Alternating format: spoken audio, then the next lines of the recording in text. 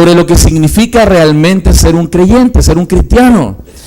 Y la enseñanza de la semana pasada, estábamos hablando de la sabiduría vivida de manera práctica en el ambiente de cómo nosotros hablamos, cómo utilizamos este miembro tan potente que se llama la lengua, ¿no? Y quizás veíamos algunas metáforas que son simpáticas, pero que al mismo tiempo aterrizan muy bien y concretamente lo desafiante que es para cada creyente el cómo nosotros utilizamos nuestra lengua. Y hablábamos de que esta lengua, en el verso 1 al 12, está narrando cómo esta lengua puede tener un poder tan grande, por ejemplo, para dirigir masas. Usamos el ejemplo de usar bien el lenguaje y el uso de la lengua y la retórica, ¿cierto? Y el mensaje, por ejemplo, Martin Luther King, en contraposición a lo que Hitler hizo y movió masas para destrucción. Pero también la Biblia está hablando de que esta lengua y cómo nosotros hablamos puede traer una capacidad de dirigir hacia el bien o hacia el mal al interior de nuestros hogares, en la iglesia, en la sociedad. Y hablaba de que la lengua tiene un poder de dirección tremendo. Y usaba esta metáfora de tener la necesidad de que tuviera un freno, como en el caballo. La lengua tiene que tener un freno, tiene que ser regulada porque es una fiera indomable para muchos. Pero también se usaba esta metáfora del timón. Un grande barco con gran poder podía ir directo a la destrucción si el timón no guiara esa fuerza. Y esta metáfora es tan real porque uno puede observar cómo personas que tienen grandes capacidades, grandes dones, pueden tener llamado a través de su habla, de cómo usan su lengua, pueden traer destrucción y no bendición, pueden dirigir a una familia hacia el mal, hacia un despeñadero, o dirigirlas por caminos de paz y de bendición. También usaba la metáfora de la chispa o de un pequeño fuego y también del veneno. La lengua puede ser un fuego pequeño, una vela pequeña, que usted sabe que una vela usted le hace así nomás, se moja un poquito los dedos y la apaga fácilmente. Pero si esa vela no es frenada y cae, por ejemplo, en pasto seco, puede generar un incendio, una destrucción tremenda en un contexto y quemar miles de hectáreas. Pero también la lengua podía ser veneno mortal. Un par de palabras pueden destruir el corazón de una persona. Y por eso es tan importante mirar cómo el evangelio tiene que ser vivido de manera tan real y práctica, por ejemplo, en cómo hablamos. Pero esta misma lengua también tenía el poder de deleitar, de nutrir. Y usaba la metáfora de la fuente, de una fuente de agua, y también de un árbol de fruto. O sea, qué importante es cómo las palabras pueden ser de aliento, de consuelo, de ánimo, de ayuda a las personas, de dirección, de transmitir el mensaje correcto de Dios. Y ayudar a las personas, levantarlas de un momento difícil, apuntar su mente y su corazón a la palabra de Dios, versus que esas mismas palabras pueden traer realmente un peso mayor en el corazón de las personas cuando nuestra lengua no es utilizada de manera correcta. En esa misma línea, el apóstol Santiago está dirigiendo esta vida cristiana sabia, ya no solamente en el sentido de la lengua, sino también respecto de todo el comportamiento de un cristiano. Y ahí vemos entonces que la sabiduría entra a ser el elemento que el apóstol está levantando como algo importante, algo relevante que tenía que ser vivido y debe ser utilizado por los creyentes. En la Biblia hay muchos ejemplos de sabiduría, de clamor por sabiduría, pero creo que el más icónico en el texto es la vida de Salomón. Salomón fue el hijo de David, y en el momento que él fue tomado y llevado al trono, él clamó a Dios, llevó a todo el pueblo a una búsqueda, llevó al pueblo a clamar a Dios. Dice la Escritura en Segunda de Crónicas, que él hizo un culto, un holocausto. Dice la Escritura que hizo 1000 holocaustos. ¿Se imaginan eso? 1000 llamas encendidas quemando sacrificios a Dios. A todo el pueblo lo puso a hacer culto a Dios. Y como consecuencia de esa devoción, de esa búsqueda a Dios, Dios se acerca a Salomón y le dice: Salomón, pide lo que quieras. Y Salomón pidió lo más valioso que él podía haber pedido para gobernar una nación: sabiduría. ¿Y qué hizo Dios? Dios lo llenó de sabiduría. Lo llenó de sabiduría que le permitió gobernar en esa época que él realmente dependió de Dios. En uno de los puntos del clímax más altos del reinado del pueblo de Israel. El momento de mayor gloria, el momento de mayor bendición, el mayor momento de éxito del pueblo de Israel en la historia fue en la época de Salomón. La conexión que hubo entre David y Salomón fue llevar a ese pueblo a ser reconocido como un pueblo bendito, un pueblo próspero. Dios bendijo a esa nación. ¿Por qué? Porque hubo alguien que le pidió a Dios sabiduría. Fíjese, pero eso no es solamente para Salomón. Santiago, al principio de la carta, en el verso 5, dice: si alguno de vosotros tiene falta de sabiduría, ¿qué había que hacer? Pídala a Dios, pídala. Pídala a Dios, el cual da a todos abundantemente y sin reproche, y le será dada. Pero eso parte de un reconocimiento personal de que no somos sabios, que necesitamos sabiduría. Podemos ser personas inteligentes, podemos ser personas cultas, porque hay una diferencia entre conocimiento y sabiduría. ¿Qué es la sabiduría entonces? La sabiduría es el uso correcto del conocimiento. No solamente es tener conocimiento, sino usarlo adecuadamente. Hermanos, podemos tener personas muy cultas, pero tontas. Podemos tener personas llenas de conceptos y conocimiento en su cabeza, pero no, por ejemplo, no saben cómo relacionarse con otras personas. No saben cómo llevar una vida en paz en su hogar. A pesar de que están llenos de conocimiento, que pueden organizar empresas, pueden hacer ciencia, pero no logran establecer relaciones sabias con otras personas. Y aquí el texto está apuntando directamente a aspectos relacionales. La carta a Santiago está hablando de cómo la iglesia, como un cristiano, debe relacionarse con otros, con el habla, pero también en lo cotidiano, en cada aspecto de la vida. Por eso es importante, hermanos, aprender la relevancia que tiene la sabiduría para la vida de los cristianos. Esta idea de la sabiduría, hoy día en el ámbito de la empresa, se conoce como inteligencia emocional. Utilizan ese concepto, ¿han escuchado por ahí? La inteligencia emocional, donde las empresas están valorando ya no solo la inteligencia intelectual, sino también la inteligencia emocional. ¿Quién ha mirado ello? Aunque veladamente, no se dan cuenta cómo esto tiene que ver con el corazón del hombre, pero sin embargo, ellos han apreciado lo importante que es no solo tener cosas aquí en la mente, sino saber expresarla y relacionarse con la gente cuando uno vive una vida comunitaria, por ejemplo en la empresa. Entonces, una persona puede tener mucho conocimiento, por ejemplo, y no saber relacionarse con otras personas. Puede saber mucho, en muchos sentidos, pero ni siquiera a veces saben vivir consigo mismos. O sea, tienen conflictos por dentro, porque les falta sabiduría. Sabiduría también entonces, de manera objetiva, es mirar la vida, los momentos, las decisiones, por los ojos de Dios. Es poder en cada momento de la vida, es pensar y meditar qué Jesús diría, qué Jesús haría, cómo Él hablaría, cómo enfrentaría este problema, cómo reaccionaría frente a un momento. Y eso es práctico. Sabemos que esto tiene que ver con el corazón de los hombres. Sin embargo, de manera externa, de manera práctica, es preguntarse cómo el Señor viviría el momento que yo estoy viviendo. Y claramente Él sabía hacerlo muy bien. Yo creo que usted y yo nos hemos sorprendido, nos hemos maravillado cuando vemos las narrativas de los evangelios de cómo Cristo hablaba, cómo Él enfrentaba la oposición, cómo Él enfrentaba la persecución, cómo Él enfrentaba el abuso, cómo Él enfrentaba las ofensas directas cara a cara, cómo Él reaccionaba cuando le preguntaban cosas difíciles, cómo Él vivía, porque Él es sabiduría. La Escritura lo dice muy claro. En 1 Corintios 1:30, Cristo nos ha sido hecho a nosotros sabiduría. Él es sabio. Y por eso Santiago está contrastando inmediatamente para ayudarnos a ver si yo, si Arturo, si Juan, si Ingrid, si Bere, si Silvia necesita sabiduría. Necesitamos mirarnos al espejo. Y la Biblia nos está mostrando entonces que hay un tipo de sabiduría, un tipo de conocimiento aplicado que está en este mundo, que se mueve, la sociedad se mueve en un tipo de sabiduría, pero hay otra sabiduría que viene del cielo, hay otra sabiduría celestial, hay otra sabiduría que provee Dios para los hombres, para vivir la vida, hermanos, para vivir la vida, cómo se debe vivir aquí en la tierra. Por eso en la práctica, la sabiduría está ligada plenamente con aspectos relacionales. el verso 13 y 14, fíjese ahí. ¿Quién es sabio y entendido entre vosotros?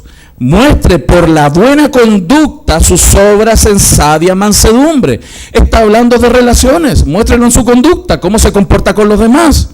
Incluso, hermanos, si miráramos cómo cuando la Biblia habla en Gálatas capítulo 5 del fruto del Espíritu y del fruto de la carne, cuando usted lee el fruto del Espíritu y lee el fruto de la carne, se va a dar cuenta que esas dos cosas se resumen en cómo al final nosotros nos relacionamos con Dios y con los demás.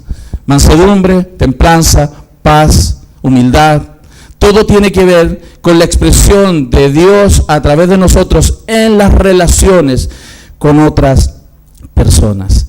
Por eso este verso, el verso 13, en este contexto está ligado con el verso 1 del capítulo 3. ¿Por qué? Porque aquí está hablando Pablo sobre personas que querían tener liderazgo. Si alguien quería ser líder, si alguien quería estar liderando en una iglesia, en algún ámbito, esta persona tenía que mostrar sabiduría. Y por ejemplo, en el hablar, en la forma de comportarse. Si alguien quería liderar, iba a ser objeto de mayor juicio, de mayor escrutinio. Y teníamos que pensar que una persona que está dispuesta y está con ganas de tener autoridad y liderar, esa persona tiene que mostrar sabiduría. Debe mostrar su sabiduría, por ejemplo, a través de cómo habla y cómo se comporta con las otras personas. Pero eso no es solo aplicable al liderazgo, eso es aplicable, por ejemplo, en el hogar. Si alguien quiere ser jefe de hogar, si alguien quiere ser una jefa de hogar, debe tener sabiduría. Necesita sabiduría, necesitamos sabiduría para vivir la vida, por ejemplo, al interior de nuestro hogar. Si queremos ser padres, si queremos ser esposos, buenos padres, necesitamos sabiduría. Y esa sabiduría viene de Dios. Entonces, yendo al texto directamente, Santiago comienza a hacer contrastes. De la misma manera como nos dio metáforas respecto de la lengua para que nosotros comprendiéramos de manera muy gráfica lo que es la lengua, ahora Santiago va a hacer contrastes entre la sabiduría que viene de Dios y la sabiduría que viene de los hombres. Vamos a ver entonces primero el contraste sobre el origen de la sabiduría. Si quiere tomar nota, anote ahí el contraste sobre el origen de la sabiduría. Verso 15 dice: porque esta sabiduría no es la que desciende de lo alto, sino terrenal, animal, diabólica. Hermanos, hay sabiduría entonces que viene de lo alto y otra que viene de aquí de la tierra. Y eso es concreto, es objetivo. Hay una sabiduría que viene de Dios y hay otra que está engendrada en el corazón de los hombres. Esas son dos fuentes de sabiduría muy claras. Y la Biblia nos muestra algunos ejemplos donde se contrapusieron la sabiduría de los hombres versus la sabiduría de Dios. Uno de ellos, la Torre de Babel. La Torre de Babel fue la obra de hombres que dijeron: vamos a construir una torre que llegue hasta el cielo. Ahí, por si acaso, ahí no está hablando de que de verdad la gente quería llegar al cielo con una escalera larga y otra cortita, no está hablando de eso. No, está hablando de que ellos estaban construyendo un sigurat, que era una construcción que apuntaba a la búsqueda astrológica, a conectarse con los dioses.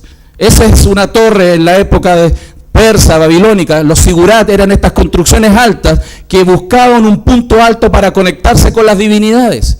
Esa es la idea de la Torre de Babel, una torre alta, cuando dice que llega hasta el cielo, que se conecte con los dioses. No está hablando de una gigante torre así de 800.000 pisos, eso es imposible, nadie lo ha hecho. En el contexto está hablando de los sigurats. Y en ese sentido, esa obra sabia de buscar dioses, de buscar sabiduría independiente del Dios verdadero, fue demostrado que fue el peor error que la humanidad cometió en ese momento. Buscar acercarse a la sabiduría sin Dios. Lo muestra el texto en Génesis 11. Otro ejemplo, Abraham en la época, a él le pareció sabio ir a Egipto en tiempos de hambre. Él dijo: vamos a Egipto. Pero los resultados en Génesis 12 nos muestra que eso no fue una buena decisión. En el caso del rey Saúl, él pensó que era sabio a David colocarle la armadura para que fuera a pelear con Goliat, pero era ridículo. O sea, hay cosas que al hombre le parecen sabios, pero para Dios son locura. Los discípulos, por ejemplo, pensaron que era sabio despedir a la multitud que tenía hambre cuando Jesús andaba predicando. O sea, aquí no tenemos pan, no tenemos nada para darles, digámosles que se vayan para sus casas. Pero el Señor quería alimentarlos. El Señor quería hacer un milagro. Y a ellos les pareció inteligente mandarlos para la casa, pero Dios quería otra cosa. Fíjense, en grandes decisiones y en pequeñas decisiones, vamos a ver en la Biblia cómo se contrapone la sabiduría de Dios y la sabiduría de los hombres. A veces la sabiduría humana, hermanos, no se acerca a la sabiduría de Dios. Necesitamos comprender con mucho mayor claridad a qué se refiere la Biblia con sabiduría de lo alto. Y habla entonces, primero, que hay sabiduría de la tierra, terrenal, dice, ¿cierto? Animal, eso significa no espiritual, y diabólica o demoníaca. Vamos a hablar de la sabiduría terrenal. En 1 Corintios, por favor acompáñeme, capítulo 1, verso 20-21, vamos a ver sobre la sabiduría de aquí de la tierra, la terrenal. 1 Corintios 1:20 dice así: ¿dónde está el sabio? ¿Dónde está el escriba? ¿Dónde está el disputador de este siglo? ¿No ha enloquecido Dios la sabiduría del mundo? Pues ya que en la sabiduría de Dios el mundo no conoció a Dios mediante la sabiduría, agradó a Dios salvar a los creyentes por la locura de la predicación. Aquí está contraponiendo, hermanos, que hay una sabiduría que viene de aquí del mundo, que está aquí, que la gente cree que hay una mejor manera de hacer las cosas. Por ejemplo, si hablamos de evangelismo, si hablamos de transformación, la gente tiene estrategias. Las personas podemos hacer estrategias. Pero Dios dijo, por la locura de la predicación, las personas llegan a Cristo. No por show, no por campañas específicas de alcanzar personas, es por la locura de la predicación. La sabiduría de Dios, hermanos, dice aquí el texto, es tontera, es locura para la gente de este mundo. Es una locura. Pero la sabiduría del mundo termina siendo tontera para Dios. Y en eso tenemos que mirar muy bien cómo Dios cataloga la sabiduría humana y la sabiduría que viene de Él. La sabiduría del hombre viene de la razón, mientras que la sabiduría de Dios viene de la revelación que Dios hace de su corazón, de su mente. Dios nos ha dado su palabra. Dios nos ha dado a Cristo. Si usted quiere ser sabio, sabia, tiene que buscar a Dios en su palabra y en oración, porque eso nos hace sabios. Porque nuestra razón desconectada de Dios, nuestros frutos van a demostrar lo poco sabio que somos. La sabiduría del hombre generalmente desemboca en fracasos y la sabiduría de Dios generalmente va a lograr que las cosas permanezcan en el tiempo. Hubo una época en la historia muy marcada. El hombre siempre ha tendido desde el Génesis a vivir la vida sin Dios. El ser humano desde el principio quiso creer que habían otras verdades más valiosas que las verdades de Dios, desde el principio. Pero hay una época en la historia donde esto se marcó profundamente, cuando el hombre se quiso distanciar de Dios, distanciarse de la palabra de Dios. Fue la época que se conoció como el iluminismo, la ilustración.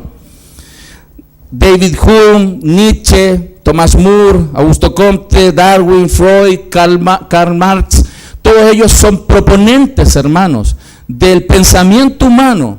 Los seres humanos trataron de formar una utopía aquí en el mundo, querían el paraíso aquí. Por ejemplo, Thomas More, él imaginaba un mundo perfecto, y él decía que eso iba a estar caracterizado por igualdad social, religiosa, tolerancia y el imperio de leyes, de la ley.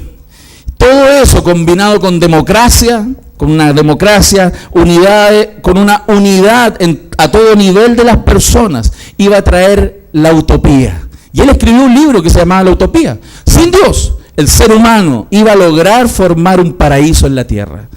Después, otro proponente fue Comte, que es el autor de lo que se conoce como el positivismo. Él decía que la razón y la ciencia, el conocimiento, iba a traer el beneficio a los seres humanos. Y por eso lo que necesita esta humanidad, ¿qué es lo que es? Prepararse, estudiar. La gente tonta, la gente que no tiene conocimiento, por eso tenemos tantos problemas en este mundo. No, a la gente hay que meterla a estudiar. Y la educación iba a traer el paraíso a este mundo. Eso fue una tras otra. Darwin se hizo un pensamiento sobre el origen de las especies sin Dios.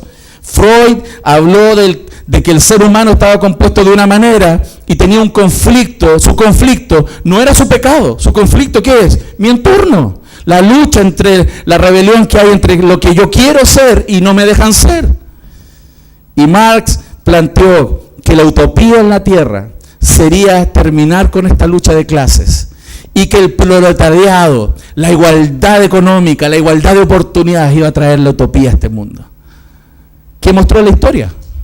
Después de 200 años de que cada proponente decía cómo traíamos el paraíso al mundo, ¿en qué terminó el siglo XX? Con las dos más grandes guerras mundiales, con una destrucción de la sociedad, con la muerte, la matanza de unos con otros. El siglo XX terminó siendo el siglo más sangriento de la historia de la humanidad.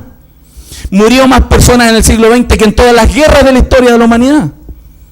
Cuando el hombre quiso vivir en su pensamiento y su razonamiento sin Dios. La ilustración, el iluminismo no trajo bendición a este mundo, trajo puros problemas. El alejarse de Dios ha traído la destrucción en este siglo. Por eso la mayoría de la gente, algunos ya no creen en estas grandes propuestas de la ciencia. Otros sí. Hace muy poquito, hermanos, en el Congreso Futuro, habían algunos políticos hablando y proponiendo que ahora íbamos a vivir eternamente, íbamos a crear el paraíso en el mundo a través de la ciencia. Las mismas locuras que se dijeron en la época del positivismo se están repitiendo ahora con otra caricatura. Es impresionante. Esa sabiduría, hermanos, terrenal, que nace de la desconexión de nuestras decisiones, de la sabiduría que viene de Dios, lo único que provoca es destrucción a las personas. Pero también usa otra característica. Dice, la sabiduría también es animal, no espiritual. La palabra que se utiliza ahí es psíquicos en el griego. Es una palabra que en algunos textos se traduce como natural, como sensual. Y esto está en oposición a la nueva naturaleza, a lo que somos hoy día en Cristo Jesús. Como cristianos nosotros debiéramos tener una relación espiritual permanente con Dios. Permanente, activando nuestra relación espiritual con Dios, orando permanentemente, buscando las cosas de arriba. Recuerden lo que dice Colosenses: poner la vista en las cosas de arriba, no en las de la tierra, porque las cosas de aquí son terrenales, son animales, dice la Biblia, no espirituales. Cuando nuestros ojos están puestos aquí, nuestro corazón se entenebrece y comenzamos a tomar un sinnúmero de decisiones que van a afectar progresivamente nuestra vida y nuestras familias. Pero no solo animal, también el texto dice demoníaco, diabólico. Le pone un adjetivo bien duro a esta sabiduría. Dice que es el tipo de sabiduría que utilizó Satanás en el principio, como la serpiente. ¿Cómo es que la serpiente engañó a Eva? Haciéndole dudar de la palabra de Dios. Como Satanás atacó a Eva, haciéndole dudar de que Dios era un Dios bueno, de que la palabra de Dios es la verdad. Hermanos, esa sabiduría, ese pensamiento en tu mente que te hace dudar de Dios, que te hace dudar de que el mejor camino que tienes que tomar es la palabra de Dios, eso es diabólico. Hay muchas personas que dicen, yo tengo, pastor, que tomar algunas decisiones con mi familia. Y yo creo que lo mejor es separarnos. ¿Qué? ¿De dónde viene eso? Esa sabiduría, ¿de dónde viene? Del diablo, hermano. Porque Dios no quiere eso. Eso es el mismo diablo que engaña tu sabiduría humana, o lo que crees ser sabio. Y eso es creer a las mentiras del diablo. Estamos, hermanos, frente hoy día a una tremenda lucha en nuestra cultura por buscar la verdad. ¿Y hacia dónde está apuntando la gente hoy día? No está apuntando arriba, no está apuntando a los cielos, no está apuntando a Dios. Hoy día se ha metido mucho esta idea que tiene un trasfondo budista, que la fuerza, la energía, ¿sabes dónde tienes que encontrarla? Dentro de ti mismo. ¿Han escuchado eso? Busca dentro de ti. Busca. Mírate para adentro. Haz una introspección profunda de ti. Hermano, jamás haga eso, porque lo único que va a encontrar son tonteras. ¿Qué hay que hacer? Es buscar a Dios, la sabiduría de Dios de lo alto. Por eso está contraponiendo estas dos sabidurías. Lo que sientas, hazlo. Qué horror, qué horror. Hermanos, y la gente termina creyendo estas tonteras. Y la Biblia nos habla que esas son mentiras diabólicas. Por eso está hablando que esa sabiduría es terrenal, es animal, no espiritual, solo nace de la razón humana y es diabólica. Está creada, orquestada para engañar a la gente. Parece bonita, parece lógica, pero para Dios no. Para Dios son tonteras, para Dios locura. Pedro, por ejemplo, le dijo a Jesús: Cristo, Señor, no vayas a la cruz, que eso no te acontezca. ¿Qué le dijo Jesús? Apártate de mí, Satanás. O sea, esa buena idea tuya para mí es diabólica. Esa idea buena de que no te pase nada es diabólica.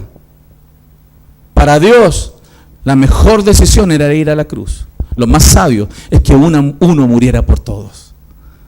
Y nosotros fuimos beneficiados de eso. Por eso está hablando del origen, de dónde viene. Hay una sabiduría entonces terrenal, pero también nos dice hay una sabiduría entonces que viene de lo alto.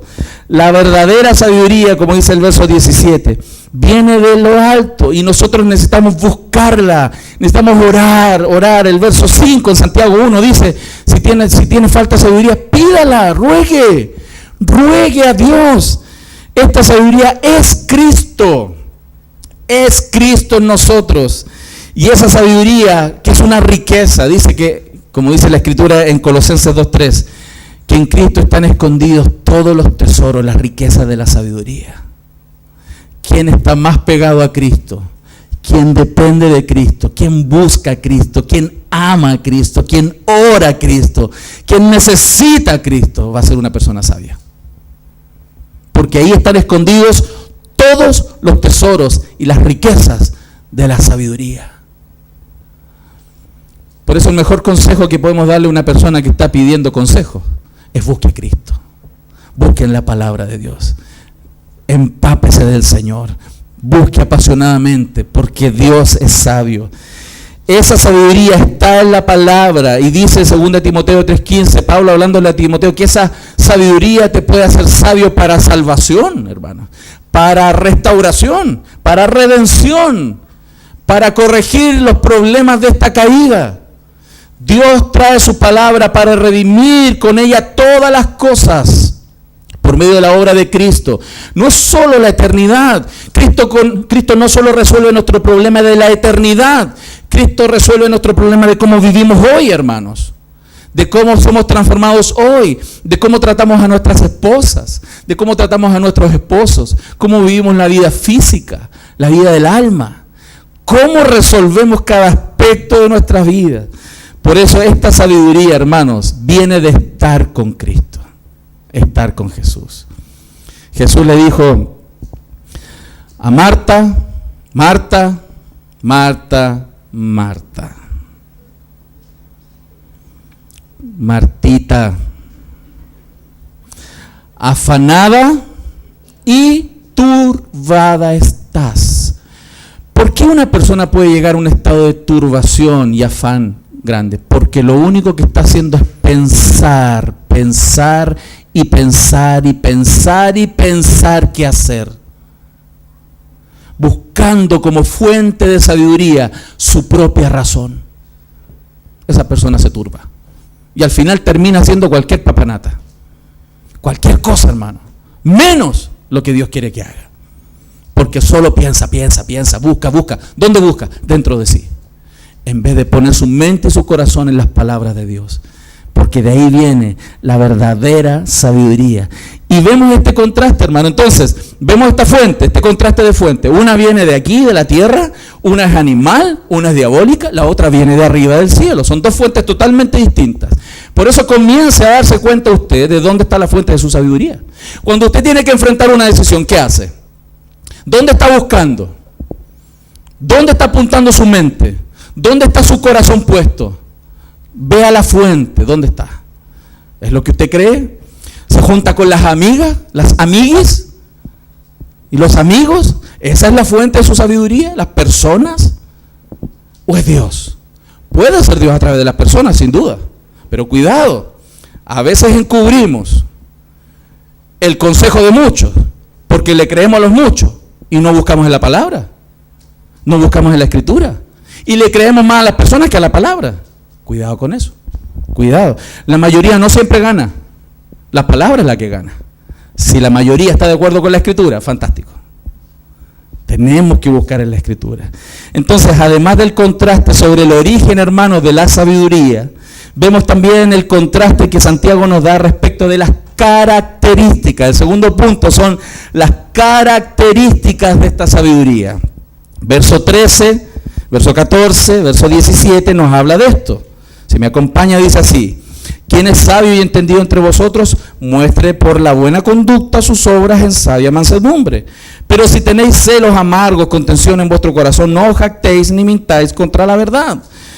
Entonces, ¿cuál es la evidencia de una falsa sabiduría? Vamos a ver evidencia, para que usted tenga claridad. Cuando usted está tomando decisiones, cuando usted está haciendo cosas, o está observando cosas en su familia, fíjese ahí sobre ciertas características. Si estas características comienzan a darse como en un checklist, acuérdense, ¿se acuerda que Santiago nos da como un checklist? Ok, si se cumple esto, cuidado, hay problema. Aquí, para que usted se dé cuenta si hay sabiduría en sus decisiones, mire estas características.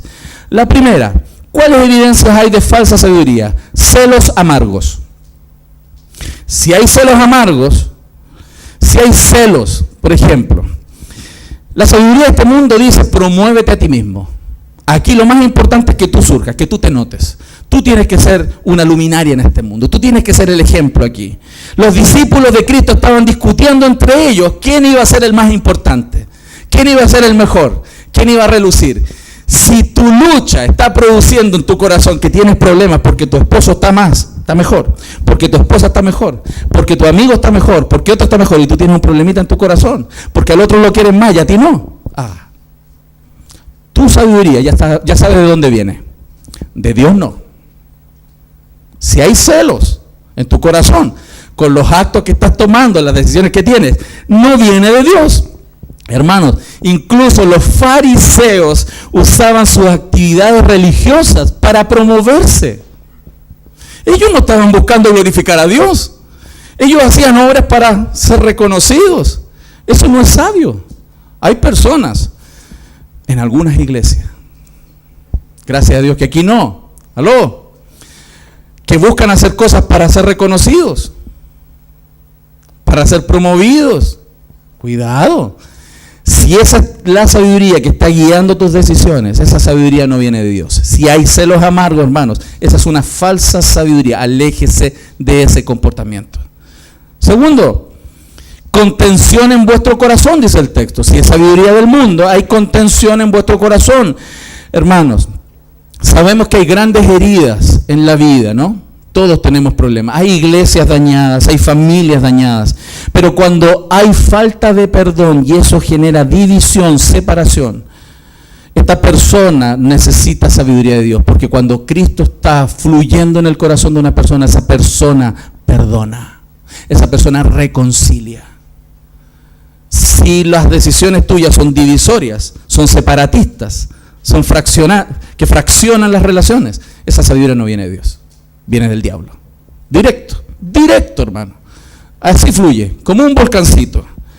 Otro punto dice: no os jactéis, hermano, no jactéis. Pablo advirtió en Filipenses 2:3 sobre el peligro de estar involucrados en las obras con motivaciones erróneas. Cuando nos jactamos, hermanos. Me ha tocado observar algunas cosas en mi propia vida, por supuesto, como pecador, pero también en mi trabajo pastoral. Cómo a veces en las relaciones humanas, que dicen las personas que quieren restaurar una relación, pero lo único que después hacen es que yo hice esto, yo lo hice, y el otro no ha hecho nada. Yo hice esto, y el otro no hizo nada. Yo estoy poniendo de mi parte, el otro no.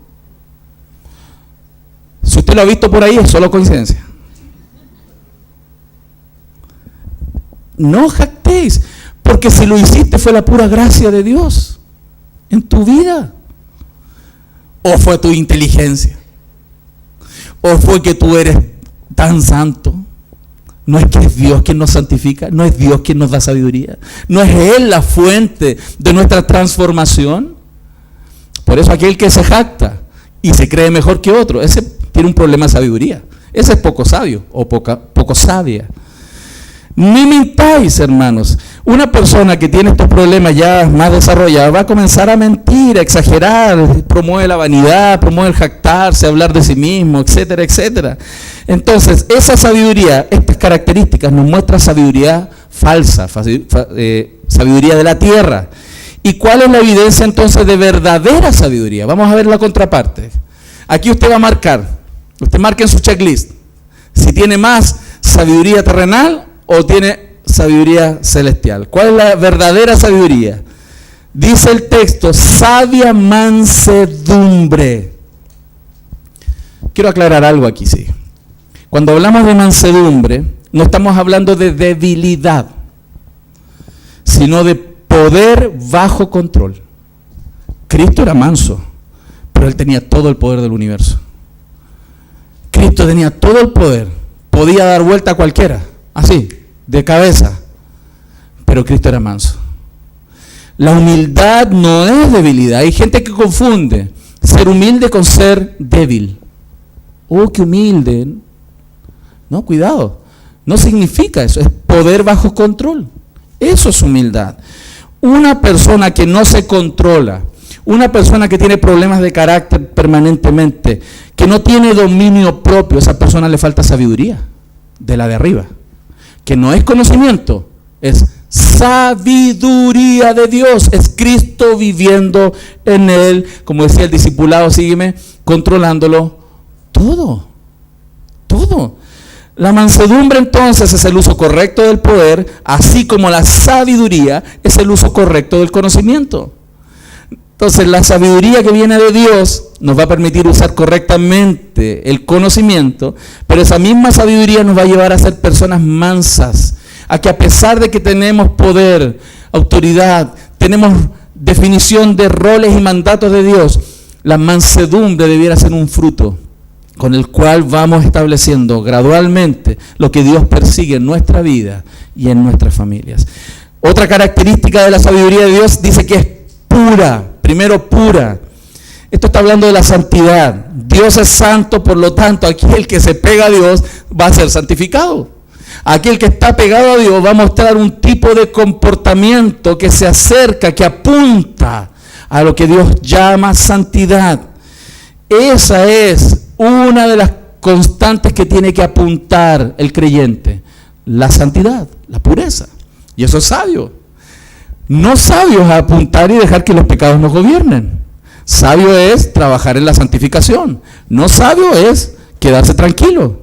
A pesar que sabemos que Dios dice que Él es el que nos santifica y nos está llevando en el camino de la santidad, también dice, santifícate, sé santo como yo soy santo. Y eso es sabio. Necio es, falta sabiduría, aquel que se abandona y dice yo no puedo cambiar. Aquel que dice yo siempre voy a ser el mismo.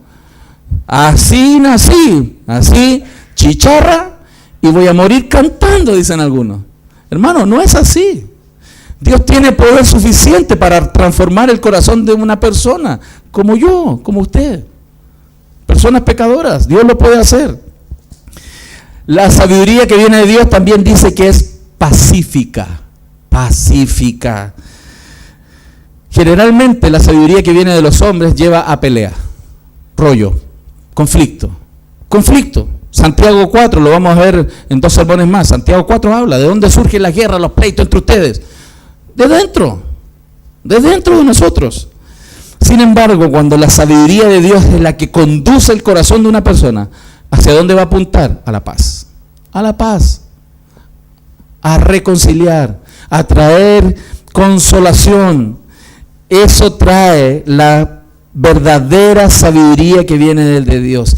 Es una persona que va a construir puentes. Se usa ese término, yo lo he escuchado varias veces en distintas reuniones.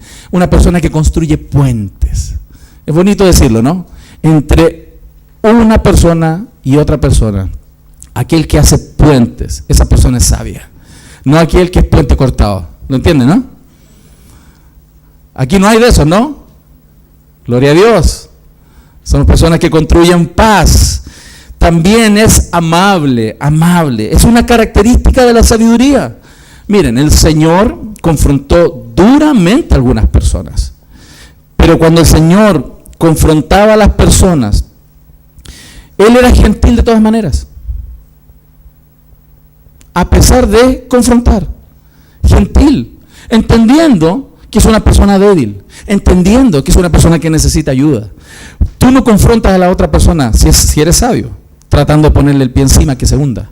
Aquel que confronta sabiamente es aquel que dice la verdad con el motivo de levantar a esa persona. Esa persona es una persona amable, benigna, buena.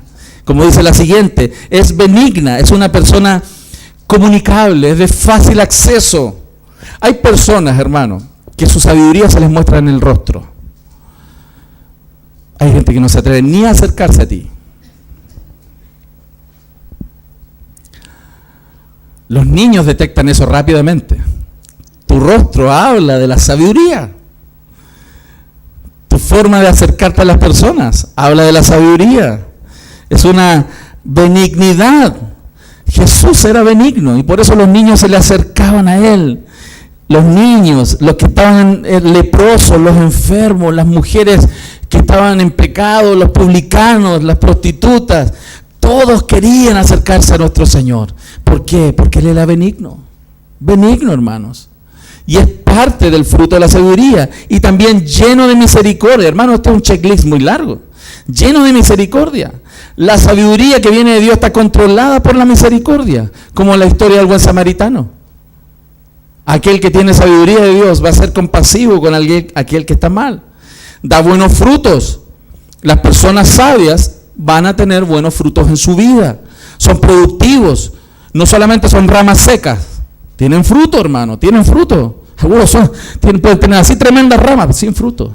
El Señor quiere fruto en nuestra vida. También una persona sabia es sin incertidumbre, como decía el texto. ¿Se acuerdan esta idea que decía Santiago 1:6 de tener dos almas? ¿A qué se refiere sin incertidumbre? Hay personas que tú te acercas a ella y no sabes cómo va a reaccionar. ¿Anda de buena? ¿Anda de mala? ¿Se levantó con el pie izquierdo o con el pie derecho?